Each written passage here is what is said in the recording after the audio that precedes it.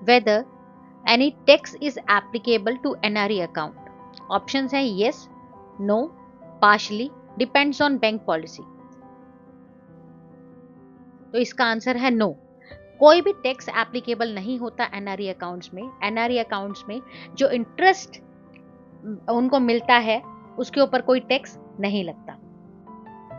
Which of the market is used for converting one currency into another? कौन सी market जो है वो use होती है एक करेंसी को दूसरी करेंसी में कन्वर्ट करने के लिए? Capital market, money market, forex market या स्टॉक मार्केट? तो इसका आंसर है फॉरेक्स मार्केट। फॉरेक्स मार्केट जो है वो पैसों में डील करती है, इसलिए जो भी फॉरेन करेंसी डील होती है या चेंज होती है वो इस मार्केट में होगी। Union Bank of India merged with Andhra Bank and Corporation Bank on April 1, 2019, अप्रैल 1, 2020, मार्च 31, 2021 और जनवरी 1, 2020 यूनियन बैंक आंध्रा बैंक के साथ कब मर्ज हुआ था? तो इसका आंसर है अप्रैल 1, 2020। Which currency is primarily used in the international foreign exchange market? International foreign exchange market में कौन सी करेंसी यूजुअली डील होती है? One is euro, second yen, third US dollar and fourth pound. तो इनमें से जो सही जवाब है वो है यूएस डॉलर। यूएस डॉलर जो है वो डील होती है। What is the implication of Clayton rule in banking? Clayton rule का बैंकिंग में क्या महत्व रहता है, क्या इम्प्लीकेशन रहती है? Options: interest first, principal first, oldest debts are discharged first when payments are made, penalty first। तो क्लेटन रूल क्या कहता है कि सबसे पहले जो खर्चा हुआ है, सबसे पहले जो आपने पैसा लिया है उसी को आपने पहले पैसा वापस करना है।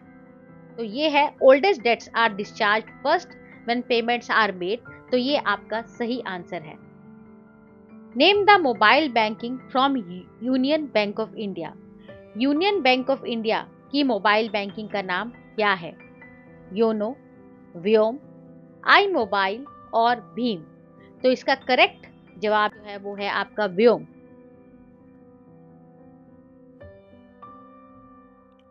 क्या NEFT real time fund transfer allow करती है?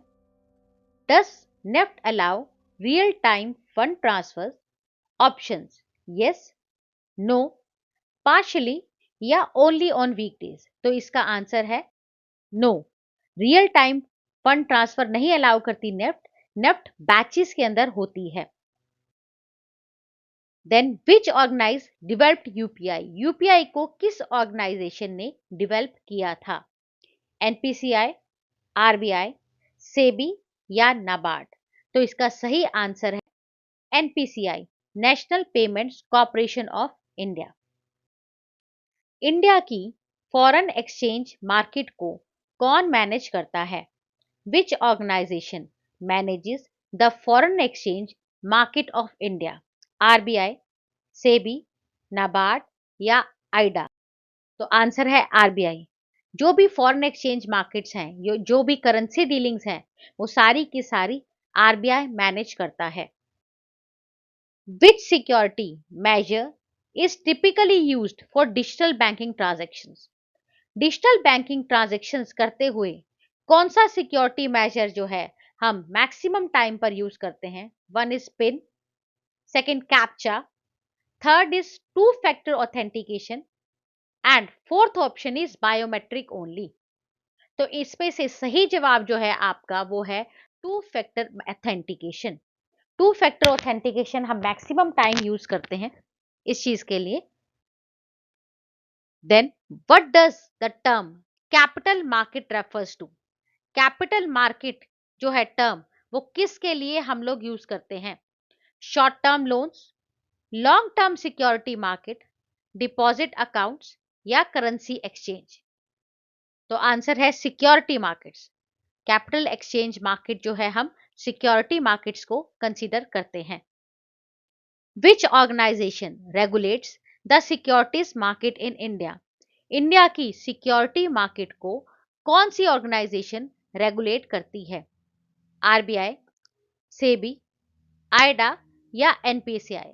तो इसका सही जवाब है SEBI, security and exchange board of India. When was UCO bank established? UCO bank की स्थापना कब हुई थी? जून 6 1943, जनवरी 6 1943, मार्च 1 1942 या अप्रैल 14 1944? तो इसका सही जवाब है जनवरी 6 1943। Which organization assigns IFSC codes to bank branches? कौन सी ऑर्गेनाइजेशन बैंक ब्रांचेस को आईएफएससी कोड देती है? आरबीआई, सेबी, एनपीसीआई या आईआरडीएआई? तो इसका आंसर है आरबीआई। आरबीआई जो है बैंक्स को आईएफएससी कोड अलॉट करती है। What is the maximum transaction amount for RTGS? RTGS करने के लिए मैक्सिमम ट्रांजैक्शन अमाउंट क्या रहती है? कितनी अमाउंट तक हम लोग ट्रांजैक्शन कर सकते हैं आरटीजीएस में?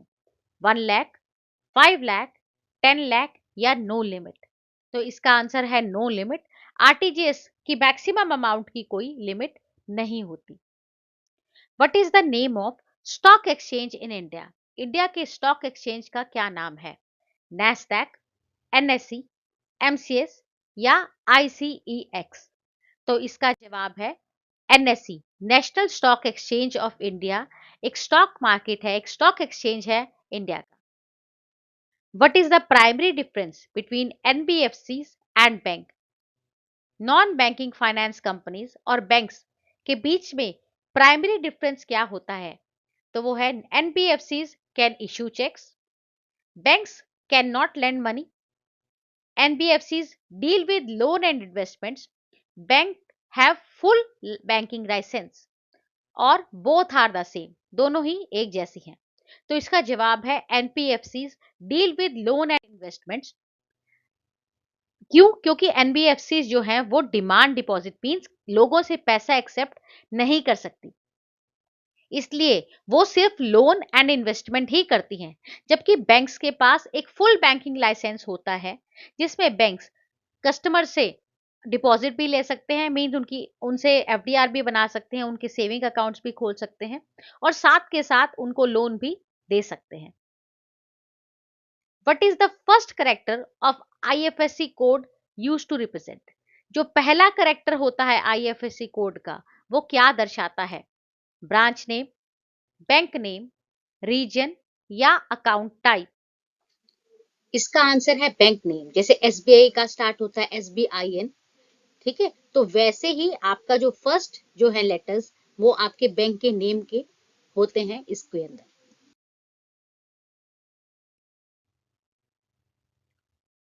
Which instrument in the capital market represents ownership in a company? इनमें से कौन सी इंस्ट्रूमेंट जो है आपकी कैपिटल मार्केट में किसी कंपनी की ओनरशिप को दर्शाता है? बॉन्ड्स, शेयर्स, डिबेंचर्स या डिपॉजिट? तो इसका आंसर है शेयर। जब कोई शेयर परचेज करता है तो वो एक तरह से ओनरशिप ले रहा है उस कंपनी में। What is the maximum amount of loan under PMMY for Tarun category? Tarun category में लोन देने के लिए प्रधानमंत्री मुद्रा योजना में मैक्सिमम अमाउंट क्या रहती है? 10 लाख, 5 लाख, 20 लाख या 50 लाख? तो इसका सही आंसर है अप टू 10 लाख। 10 लाख तक के जो लोन्स होते हैं हमारे वो तरुण कैटेगरी में आते हैं। तो आपको बताना चाहूंगी 5 लाख से 10 लाख के जो लोन है वो आपके तरुण में आ रहे हैं। How many characters are there in an IFSC code? IFSC code के अंदर कितने नंबर्स होते हैं, कितने डिजिट्स होते हैं? 10, 11, 12 या 9? तो इसका आंसर है 11। What is the maximum amount of loan under PMMY for शिशु कैटेगरी? प्रधानमंत्री मुद्रा योजना की शिशु कैटेगरी में कितना अमाउंट, मैक्सिमम अमाउंट आप लोन का दे सकते हैं? 10,000, 25,000, 50,000 या 1 लाख? तो शिशु के अंदर हम लोग मैक्सिमम 50,000 तक का लोन या लिमिट दे सकते हैं। Who regulates RTGS transactions in India? India में आरटीजीएस ट्रांजैक्शंस को कौन मैनेज करता है?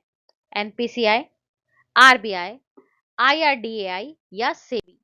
तो इसका सही जवाब है RBI. Reserve bank of India जो है वो मैनेज करता है। Is NEFT used for both national और एंड इंटरनेशनल ट्रांसफर? क्या नेफ्ट नेशनल और इंटरनेशनल ट्रांसफर्स दोनों के लिए यूज होती है? ऑप्शंस हैं यस, नो, ओनली नेशनल या ओनली इंटरनेशनल ट्रांजैक्शंस के लिए यूज होती है। तो इसका सही आंसर है नहीं। नेफ्ट जो है वो दोनों के लिए यूज नहीं होती। विच payment technology is used by Bhim transactions? Bhim transactions को करने के लिए कौन सी टेक्नोलॉजी का यूज किया जाता है? आईएमपीएस, यूपीआई, आरटीजीएस या नेफ्ट? तो इसका सही आंसर है यूपीआई, यूनिफाइड पेमेंट इंटरफेस के थ्रू ये ट्रांजैक्शंस होती हैं। Are NBFCs allowed to accept demand deposits? क्या non banking finance companies demand deposits को एक्सेप्ट कर सकती हैं? Yes, no, only large NBFCs कर सकती हैं या उनके लाइसेंस पे डिपेंड करता है? तो इसका आंसर है नहीं। Non banking finance companies deposit को एक्सेप्ट नहीं कर सकती। Which system processes payment in NEFT? NEFT की जो पेमेंट है वो कौन सा सिस्टम प्रोसेस करता है? Centralised system, decentralised system, hybrid system या मैनुअल सिस्टम? तो इसका आंसर है centralised system. Which system does not use IFSC code for electronic fund transfer? Electronic fund transfer करने के लिए इनमें से कौन सा सिस्टम है जो आईएफएससी कोड को यूज नहीं करता? आरटीजीएस, आईएमपीएस, नेफ्ट या यूपीआई? तो इसका आंसर है UPI. What is the minimum transaction amount in RTGS? RTGS करने के लिए सबसे कम अमाउंट कितनी होनी चाहिए?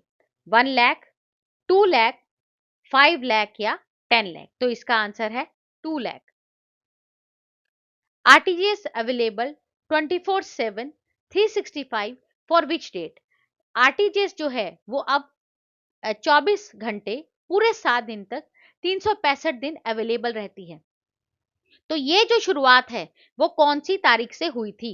जून 20, दिसंबर 20, मार्च 21 या जनवरी 20? तो इसका आंसर है दिसंबर 20 से ये स्टार्ट हुआ। What does digital banking refer to?